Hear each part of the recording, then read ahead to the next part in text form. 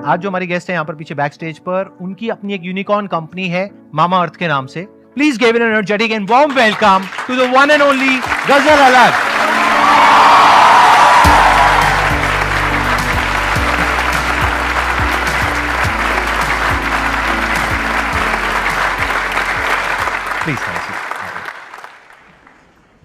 इस सेशन को हम दो पार्ट में डिवाइड करेंगे. पहले पार्ट में मैं इनसे समझने की कोशिश करूंगा कि इन्होंने क्या किया, किस तरीके से किया, इनसे कुछ क्वेश्चंस पूछूंगा. उसके बाद में जो हमारे पास में सेकंड हाफ होगा, तो उसमें आप लोगों के माइंड में जो भी क्वेश्चंस होंगे वो आप इनसे पूछ सकते हैं. आप थोड़ा सा बताएंगे अपनी जर्नी के बारे में कि आपने कैसे शुरू किया. मामा अर्थ एक्चुअली शुरू हुआ था जब मैंने अपने फर्स्ट बेबी को जन्म दिया था.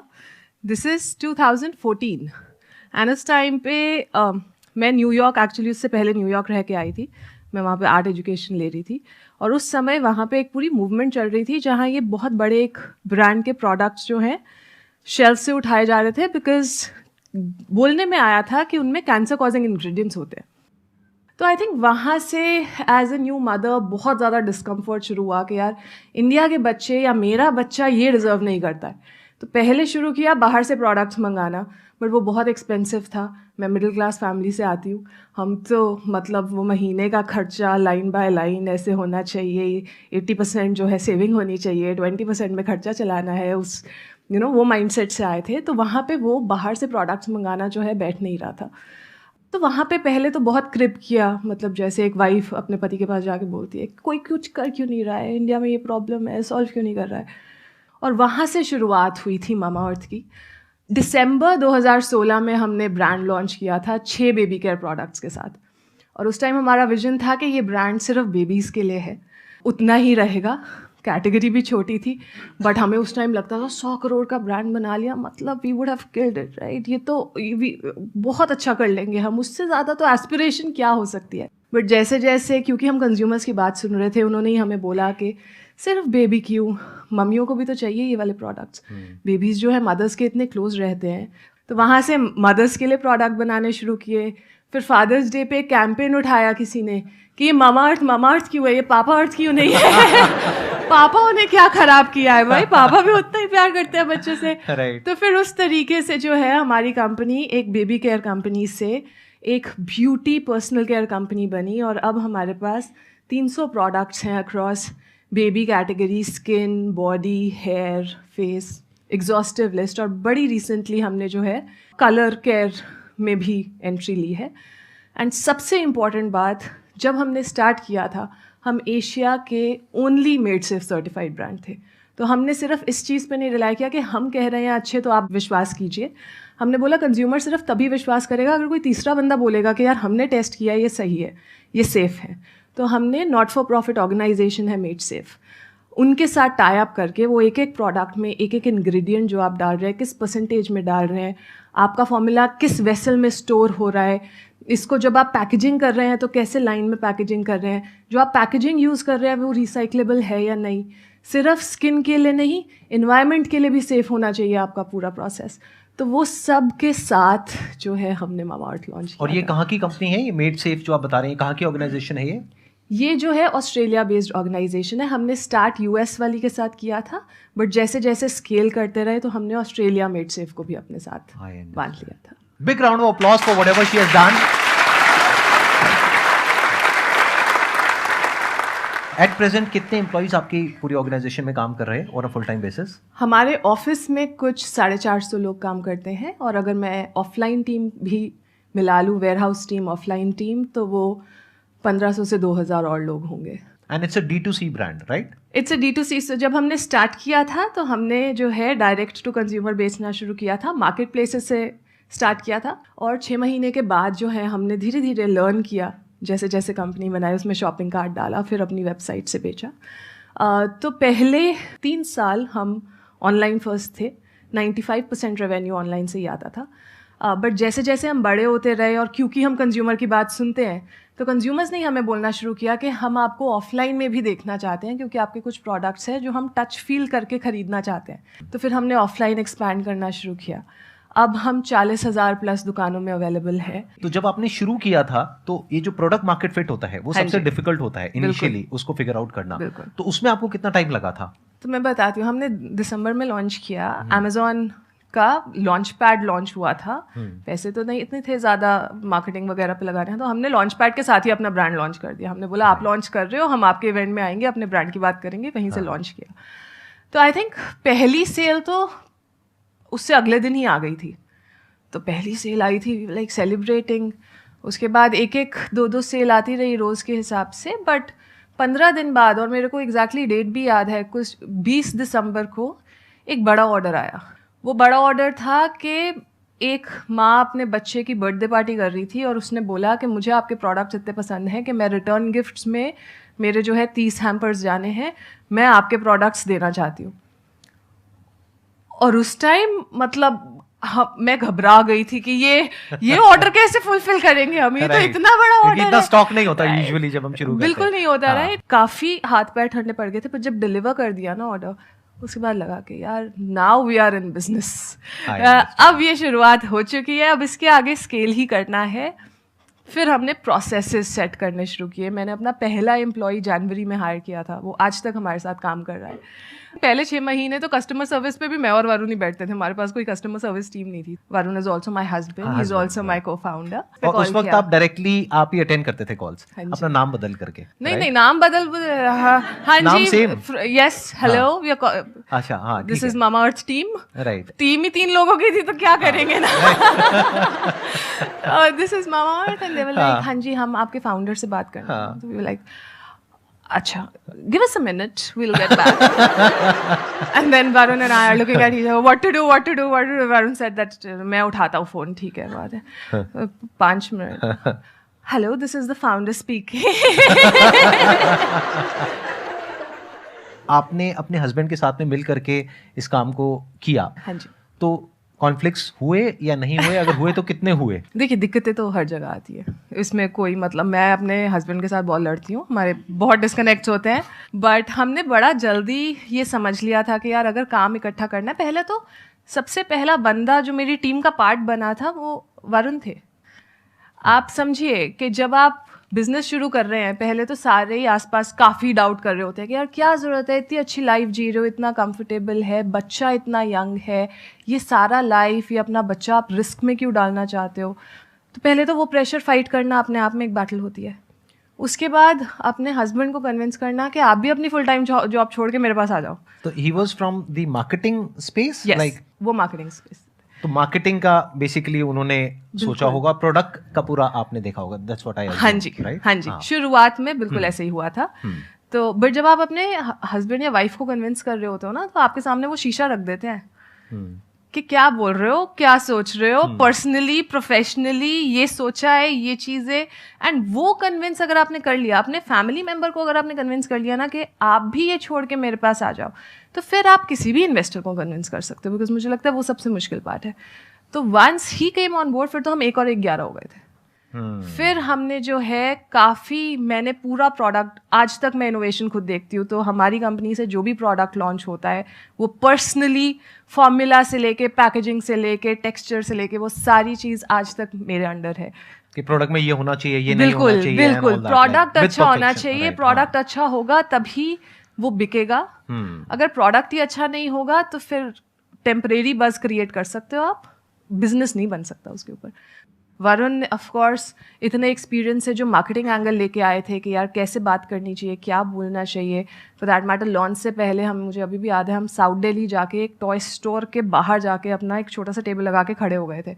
हमने बोला ये टॉय स्टोर है, यहाँ पे तो पेरेंट्स ही आते हैं, जो भी आएगा हमारी कोशिश होगी कि हम उनसे बात करके समझें कि वो हमारा प्रोडक्ट देख के क्या सोच रहे हैं।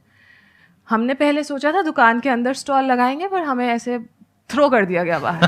कौन है आप, मतलब होता है, बिल्कुल कि मतलब क्या बात कर रहे हो, why would we give you space, right. तो हमने दुकान के बाहर वो वॉकवे होता है जहाँ पे जो कॉमन पैसेज होता है, वहाँ पे हम लगा के खड़े हो गए थे। वहाँ पे जैसे जैसे कंज्यूमर आते रहे, हमने बहुत बात की।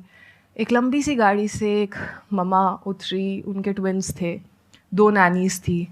तो मुझे तो बड़ा स्ट्रॉन्ग कॉन्फिडेंस था, मैंने बोला ये पक्का प्रोडक्ट समझेंगी, ये प्रोपोजिशन भी समझेंगी, इनसे बात करते हैं। तो जैसे जैसे मैंने उनसे बात करना शुरू किया, उन्होंने बड़े अच्छे से क्रीम लगाई, देखी बहुत अच्छी है, मॉइस्चराइजेशन बहुत अच्छा है। सारा कुछ करने के बाद उन्होंने बॉटल पे देखा, कहते इस पे लिखा है कि सल्फेट फ्री है, क्या फ्री दे रहे हैं आप इसके साथ? और मतलब मेरा मुंह आज भी उस बात पे ऐसे ही खुलता है, और उस टाइम भी ऐसे ही खुला था। I was like, ये तो हम बड़े गलत अजम्पशन में रह रहे हैं कि हम ऐसा बिजनेस बना देंगे, हम ऐसे प्रोडक्ट। यहाँ तो कंज्यूमर को समझ ही नहीं आ रहा है कि हम बात क्या कर रहे हैं। राइट। हमें तो ये भी समझाना पड़ेगा ये सल्फेट और पैराबेन है क्या। हाँ। तो उस तरह से जहाँ मैंने बोला कि वेबसाइट पहले 6 महीने के लिए सिर्फ लर्निंग के लिए थी कि यार आप आके समझिए बस, और कुछ मत कीजिए। बहुत सारे ब्लॉगर्स से बात की, बट आई थिंक शुरू से जो एक चीज़ हमने किया है ना, वो कंज्यूमर कनेक्ट, कि यार जब आप उसकी तकलीफ समझोगे और उसकी तकलीफ के हिसाब से अपना कंटेंट क्रिएट करोगे, अपना प्रोडक्ट क्रिएट करोगे, अपनी कम्युनिकेशन क्रिएट करोगे, उसकी भाषा में आप उससे बात करोगे, वो अपने आप प्रोडक्ट उठाएगा। वो बहुत ज़रूरी है। तो अब बताइए, अब आप लोगों के माइंड में कुछ क्वेश्चंस आ रहे होंगे जो आप इनसे पूछना चाहते हैं। अपने स्टैंड पॉइंट से मत पूछिएगा, जो भी इन्होंने बताया है उस स्टैंड पॉइंट से अगर आप कुछ पूछना चाहते हैं तो आप पूछ सकते हैं। मेरा क्वेश्चन है कि जैसे कि हम कोई बिजनेस स्टार्ट करते हैं तो उसके लिए हमें क्या चाहिए होता है? कम्युनिकेशन स्किल्स चाहिए होती है। तो आप मुझे ऐसा कुछ बताइए कि मैं जो अपना बिजनेस स्टार्ट करना चाहूँ तो मैं कैसे कर पाऊँ, कन्विंस स्किल को भी यूज़ करने के साथ साथ। देखिए, बिजनेस शुरू करने के लिए कम्युनिकेशन स्किल सबसे ज़रूरी स्किल नहीं है। बिजनेस शुरू करने में ना 2 चीज़ें कोर होती हैं, या तो वो कोई प्रॉब्लम सॉल्व करे या फिर वो किसी चीज़ को ज़्यादा कन्वीनियंट बना दे। जब इन दोनों बकेट्स में आपका आइडिया रहेगा ना, तो आधा काम तो वहीं पे हो जाता है। उसके बाद आता है बिजनेस को एग्जीक्यूट करना, जहाँ पे सबसे बड़ा फोकस आपका प्रोडक्ट पे होना चाहिए। चाहे वो प्रोडक्ट फिजिकल फॉर्म में हो, चाहे आप कोई सॉफ्टवेयर बना रहे हो, चाहे आप फाइनेंस में कोई प्रोडक्ट बना रहे हो जो आप बेचना चाहते हो, वो डिपेंड करता है। बट प्रोडक्ट ऐसा होना चाहिए कि आप जिसको बेचना चाहते हो उसको वो बात समझ में आ जाए। राइट? फॉर एग्जाम्पल, अगर मैंने ब्यूटी में उस टाइम पे कोई प्रोडक्ट करना था, बहुत सारे बड़े ब्रांड से कितने सालों से यूज़ करते हुए आ रहे थे लोग, अब उनको सडनली बोलना कि मैं एक नया ब्रांड हूँ, आप मुझे खरीदिए, बहुत मुश्किल था। तो मैंने वहाँ पे प्रॉब्लम समझी। प्रॉब्लम ये थी कि यार सर्टिफाइड सेफ प्रोडक्ट कोई भी नहीं था। उसमें प्रॉब्लम सॉल्व मैंने कैसे की कि यार जहाँ आप बड़े ब्रांड यूज़ करते हो बहुत महंगे होते हो, मैंने आपको जितने में आप अभी ब्रांड खरीद रहे हो उससे आप 15% एक्स्ट्रा दो, आपको ये इतने सारे बेनिफिट्स मिलेंगे इस प्रोडक्ट से। वहाँ से मैंने कंज्यूमर अट्रैक्ट करना शुरू किया। और इंडिया की सबसे खूबसूरत बात यह है कि यहाँ पे ना कहानियाँ स्प्रेड होती है। एक माँ ने जब अपने बच्चे के लिए प्रोडक्ट बनाए, बाकी माँ उस प्रोडक्ट पे अपने आप भरोसा करेंगी, क्योंकि माँ वाली फीलिंग तो मतलब और कोई ब्रांड, कोई कंपनी कम्पीट ही नहीं कर सकती ना, जो केयर, जो प्यार एक माँ लेके आती है। तो आई थिंक वो कहानी अपने आप से स्प्रेड होती गई। मेरे को भी बिजनेस की कोई अंडरस्टैंडिंग नहीं थी, मैंने कोई बिजनेस डिग्री नहीं ली हुई, हमें P&L का मतलब भी नहीं पता था जब मैं घुसी थी। मतलब मुझे प्रॉफिट और लॉस अलग से पता था, P&L की फुल फॉर्म क्या होती है मुझे नहीं पता थी। ठीक है, तो वो जैसे जैसे काम करते रहे, सीखते रहे, अपनी पेस पे सीखे। एक हिकअप होता है कि यार अगर मैं इस कमरे में घुस रही हूँ ना, कॉन्फ्रेंस रूम में, यहाँ पे इतने बड़े बड़े लोग बैठे हैं, मैं ये क्वेश्चन पूछूंगी, ये स्टूपिड लगेगा। ये सबसे बड़ी गलती करते हैं हम। कोई क्वेश्चन स्टूपिड नहीं होता। जब आप लर्निंग फेज में हो ना, आप ओपनली जाके ना एडमिट करो कि देखिए मैं ये काम पहली बार कर रही हूँ, मुझे नहीं आता, मैं आपसे सीखना चाहूँगी, मुझे बहुत पसंद आएगा, लेकिन मैं कुछ सवाल ऐसे भी पूछ सकती हूँ जो आपको लगेगा कि यार मुझे पता होने चाहिए बट शायद मुझे पता ना हो। प्लीज़ उस चीज़ के लिए आप ना रेडी रहिए। जब उस एटीट्यूड के साथ आप घुसोगे ना, ये बाकी सारी चीज़ें, और जब आप अपना प्रोडक्ट बना लोगे ना, कम्युनिकेशन स्किल्स अपने आप आती हैं उसके साथ, क्योंकि आपसे बेहतर उसके बारे में एक्सप्लेन कोई नहीं कर पाएगा। यहाँ पर ना एक बहुत इंपॉर्टेंट चीज है समझने वाली। Whenever you talk about communication skills, तो आपके बैक ऑफ द माइंड ये चलता है कि मैं इंग्लिश में बोलने में ज्यादा अच्छे नहीं हूँ। हिंदी में तो आप अपने घर में बहुत अच्छे से बात करते होगे, नॉन स्टॉप बोलते ही रहते होगे, घर वाले कहते होंगे चुप हो जा, बहुत बोल रहे, राइट? ऐसा होता है नहीं होता है? तो इसका मतलब कम्युनिकेशन स्किल्स आप सबकी बहुत अच्छी है, घर में बड़े अच्छे से कम्युनिकेट करते हो, अपने भाई बहन के साथ, फ्रेंड्स के साथ, घर में पेरेंट्स के साथ, सबके साथ कम्युनिकेट कर लेते हो। But you are talking about communication skills from the stand point of English language, which is not important. अभी यहां पे इंग्लिश में कौन बात कर रहा है? कोई भी नहीं। तो इस गलत फहमी को अपने माइंड से निकालिए। जो इन्होंने बात कही बहुत ही अच्छे तरीके से इन्होंने एक्सप्लेन किया कि बेसिकली आपको एक प्रॉब्लम को सॉल्व करना है, और अगर वो प्रॉब्लम आपने खुद फेस करी है और फिर आप उसको सॉल्व कर रहे हो तो वहां पे पैशन भी आ जाता है। जैसे इन्होंने खुद एक प्रॉब्लम को फेस किया एज मदर, फिर एक पैशन के साथ में जा करके उस प्रॉब्लम को सॉल्व करने के बारे में सोचा, सबके बारे में। बट अभी जो आपने बात कही उससे मेरे माइंड में एक थॉट आ रहा है कि आपने ये कहा कि जब आपने अपने प्रोडक्ट लॉन्च किया तो आपने अपना जो प्राइस है वो औरों से ज्यादा रखा 15%। जी। बट जब आपने ज्यादा रखा तो क्यों उन्होंने चूज किया एक ऐसी कंपनी को जो कि अभी इतना लोगों ने सुना हुआ नहीं है, अब तो एस्टैब्लिश हो गया आपका ब्रांड, बट उस टाइम की अगर बात करी जाए 6 साल पीछे, तो क्या रीजन था, मतलब क्यों लिया लोगों ने, आपको क्या लगता है? ये भी हमने उनसे बात करके ही समझा था, क्योंकि हम जो इंग्रेडिएंट डाल रहे थे प्रोडक्ट में वो महंगे थे। ऑफ कोर्स जो बाकी लोग यूज कर रहे थे वो तो बड़ों में भी वही जा रहा है, बच्चों में भी वही जा रहा है, सबसे सस्ता इंग्रेडिएंट है, उसकी मात्रा ज्यादा रख के जो है प्रोडक्ट बना के बेच दिया। वो क्वालिटी प्रोडक्ट की अच्छी नहीं थी, वो आपको नहीं यूज करना चाहिए। जो हमारे जैसे बहुत सारे पेरेंट्स थे मेरे सर्कल में ही, मैंने फ्रेंड्स एंड फैमिली से सबसे पहले बात किया जिनके बच्चे हुए थे उसी टाइम पे। उसके बाद जो है मैंने उनके फ्रेंड्स एंड फैमिली से बात किया, और बहुत सारे लोग ऑलरेडी बाहर से ही प्रोडक्ट्स मंगा रहे थे, क्योंकि उनको ये पता था कि यार जो यहाँ इंडिया में मिल रहा है ना वो हमारा क्वालिटी स्टैंडर्ड मैच नहीं करता जो हम अपने बच्चे को देना चाहते हैं। तो आई थिंक वहाँ से जब हमने उनसे बात किया, हमने प्राइस पॉइंट भी डिस्कस किया। हमने बोला कि मतलब हम इतने पे लॉन्च करना, क्योंकि उस टाइम ग्रॉस मार्जिन कितना होना चाहिए कितना नहीं होना चाहिए वो भी हमने आइडिया लगाना था, हमें समझना था। और उस टाइम पे उन्होंने बोला कि यार ये लोशन जो है 200 रुपये का आता है, मैं 300 रुपये देने को तैयार हूँ, बट मुझे जो है नेचुरल इंग्रेडिएंट चाहिए प्रोडक्ट में, श्योरिटी चाहिए, मुझे ये हार्मफुल केमिकल्स नहीं चाहिए। चाहिए, ठीक है। तो बस वही मल्टीपल लेके, वही ऐसे एनेक्डोट्स लेके हमने जो है अपनी प्राइसिंग स्ट्रैटेजी की। उसमें हमारे लिए बहुत ज़रूरी थी कि जितने पे हम प्रोडक्ट बना रहे हैं और जितना एमआरपी होना चाहिए उसका जो मार्जिन होता है, जो कॉग्स इनटू एमआरपी का रेशो जो होता है वो 6 गुना से ज़्यादा होना चाहिए। बिकॉज ऑनलाइन बिजनेस में आपको जो है कमीशंस भी देनी पड़ती हैं, आपको जो है डिस्काउंट भी देना पड़ता है, बहुत सारे ओवरहेड कॉस्ट भी आते हैं, रिटर्न्स भी होते हैं। इससे कम पे तो आप पैसा गवाओगे, आप पैसा बना नहीं पाओगे। तो आई थिंक हमारी वो वाली स्ट्रैटेजी कंज्यूमर से बात करके ही हमने बनाई थी, इसलिए वो चल भी गई।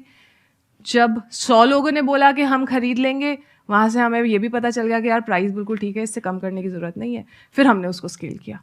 तो पहला बहुत ज़रूरी है कि छोटे ऑडियंस के साथ आप अपना कम्युनिकेशन, प्रोडक्ट और प्राइस टेस्ट कर लीजिए। मैं थोड़ा सा इसको और समझना चाहूंगा कि उस टाइम पे जब आपने लॉन्च किया था, यानी बेबी प्रोडक्ट से आपने शुरू किया था 6 प्रोडक्ट से, तो क्या उस टाइम पे कोई और भी कंपनीज थी इंडियन जो कि ऑर्गेनिक इस तरह के प्रोडक्ट सेल कर रही थी, या you got that first mover advantage के उस टाइम पे आप ही थे पहला जो कि उस टाइम पे कोई भी बड़ी कंपनी ये नहीं कर रही थी। अच्छा, 1-2 छोटे छोटे लोग थे, बट वही बात थी कि वो सब कह रहे थे हम अच्छे हैं, हम अच्छे हैं, हम अच्छे हैं। हमने बोला हम नहीं बोलेंगे हम अच्छे हैं, दूसरे लोग हमारे लिए आके बोलेंगे कि हम अच्छे हैं। और जब वो लेबल मिलता है ना, Asia's first made safe certified brand, खाली इंडिया का नहीं, एशिया का पहला मेड सेफ सर्टिफाइड ब्रांड, वहाँ से हमने ट्रस्ट विन किया था लोगों का। यहाँ पर एक बहुत इंपॉर्टेंट बात समझने वाली है कि whenever you are doing something, तो आपको कुछ अपने जो कॉम्पिटिटर्स हैं, जो बाकी के लोग हैं, उनसे कुछ अलग करना पड़ेगा। तो इनकी जो स्ट्रैटेजी है उसमें जो मुझे सबसे स्ट्रॉन्ग जो एक फैक्टर नजर आ रहा है, दैट इज मेड सेफ। हाँ जी।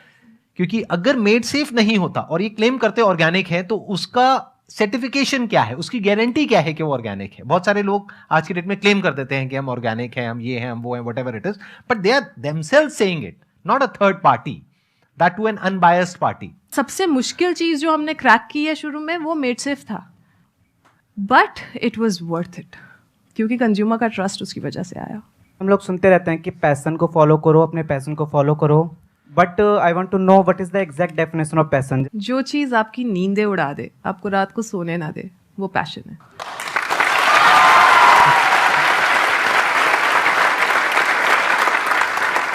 इन्होंने कहा कि पैशन वो होता है जो कि आपकी नींद उड़ा दे, बिल्कुल सही। लेकिन इसके साथ साथ में आपको एक चीज और भी देखनी है कि कहीं आपका वो पैशन ऐसा ना हो कि वो औरों की भी नींद उड़ा दे।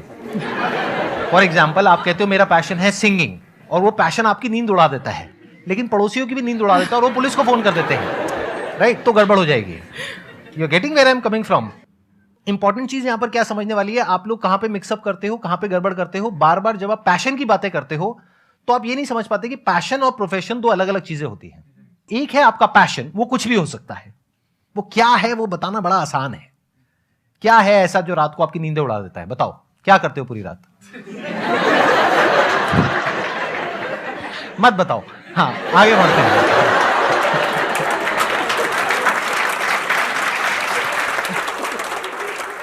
तो पैशन क्या है वो हम सबको पता है, जहां पे हमको मजा आता है, बट क्या उससे पैसा कमा सकते हो?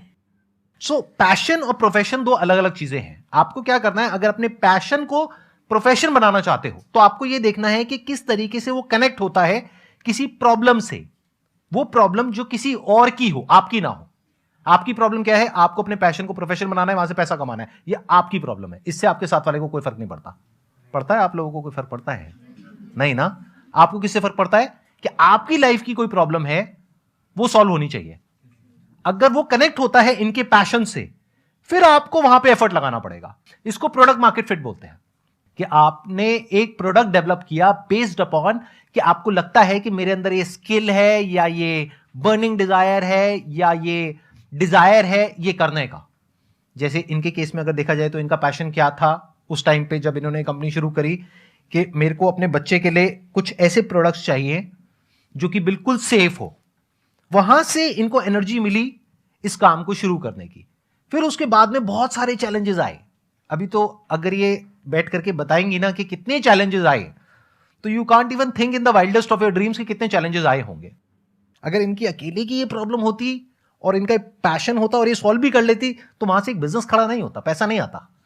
बट ये इनकी अकेले की प्रॉब्लम नहीं थी, ये और सब मदर्स की प्रॉब्लम थी, पूरी दुनिया की प्रॉब्लम थी। तो जब इनका पैशन एक बड़ी प्रॉब्लम से कनेक्ट हो गया, तो एक बड़ी बिजनेस अपॉर्चुनिटी वहां पर क्रिएट हो गई। You got the answer? Please have a seat, बैठिए। हमारा क्वेश्चन ये है कि सर हमारा माइंडसेट जॉब में भी होता है सर, बिजनेस में भी होता है, और इसमें हम सर खुद से भी सेल्फ डिपेंड होकर के सर कोई भी डिसीजन खुद से डिसाइड नहीं कर पाते कि हम एक्चुअली करें तो क्या करें। और इसी में सर हम दिन रात लगे रहते हैं, लेकिन कुछ हो नहीं पा रहा है सर।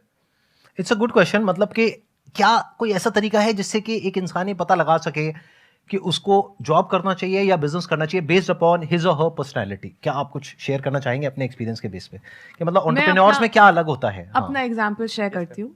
कभी भी ना स्ट्रॉन्ग कन्विक्शन नहीं हुआ, हमेशा डर की फीलिंग ज्यादा थी कॉन्फिडेंस की फीलिंग से, कि यार पक्का यही है कि यही करना चाहता है, ये बन जाएगा बड़ा बिजनेस, वो डाउट था। दूसरी तरफ जो है शॉर्ट टर्म में जॉब थी। तो आई थिंक शुरू में मैंने जो है जॉब वाला वे लिया कि पहले ये कर लेती हूँ, ये करते करते फिगर आउट करती हूँ कि जो मैं करना चाहती हूँ वो और बेटर कैसे होगा। मेरे बाय द वे मामाअर्थ से पहले 2 स्टार्टअप्स रहे हैं जो मैंने शुरू किए, और 1.5-2 साल में मैंने बंद भी करे। तो वहाँ पे completely different set of learnings हैं। बट पहले जॉब किया, जॉब करते करते अपने आइडिया को शार्प किया, ताकि टेम्परेरली भी पैसा जो इनकम है वो ना रुके, मैं कमाती रहूँ, मैं सेल्फ इंडिपेंडेंट रहूँ। जैसे जॉब करते करते मुझे लगा कि अब ये बिजनेस जो है इस स्टेज पे है कि मैं ये छोड़ के अपना पूरा समय इस पे लगाना चाहती हूँ। फिर मैंने जो है अपना आइडिया पिकअप किया और मैंने स्टार्ट किया। मेरा लॉजिक भी हमेशा वही रहता है कि अगर आपको डाउट ज़्यादा है कंपेयर टू कॉन्फिडेंस, बिकॉज जब आपको कॉन्फिडेंस होता है ना तो फिर आप वो ऐसे उछलती हुई मछली बन जाते, फिर आपसे रुका नहीं जाता, फिर कोई चीज़ मैटर नहीं करती। आपको जो है घुसना होता है उसके अंदर फुल फ्लेजेडली कि यार ये मैं क्रैक कर लूँगी, क्योंकि मुझे पता है क्या करना है। मेरा बड़ा गोल माइट भी ये हो, बट मुझे पता है पहले 10 कदम मेरे ये होने वाले हैं। तो एक के बाद एक के बाद एक के बाद एक, वो आप रात को सो नहीं पाओगे जब तक आप उसको एग्जीक्यूट नहीं करोगे। तो वहाँ पे अपने आप फिर जॉब छूट जाती है। Excellent point. Let's give a big round of applause for her. Thank you so much, Ghazal, for coming, and Thank it you was for a having pleasure me. meeting you and pleasure talking to you.